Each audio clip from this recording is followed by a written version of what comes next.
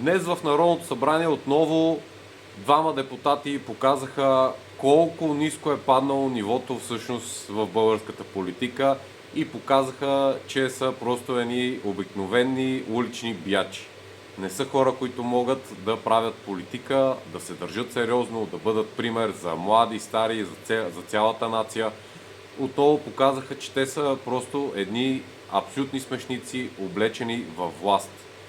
Трябва да се приеме закон, в който ако народен представител в пленарна зала прояви подобен тип агресия, позволи си да удари друг народен представител. Радостин Василев, който участваше днес отново в боя, преди няколко седмици си позволи да нападне и журналист. И много други такива прояви има хулигански. Не може политиците да бъдат хулигани.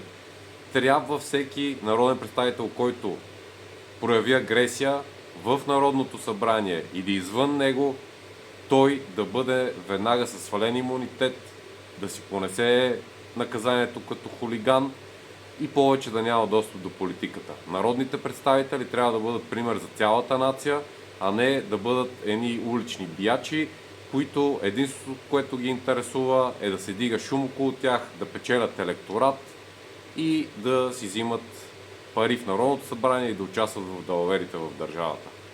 На предстоящите избори е много важно да изметем всички хора, които просто не са достойни за политиката. Абонирайте се за канала под прицел с мен Борис Бачев и до скоро!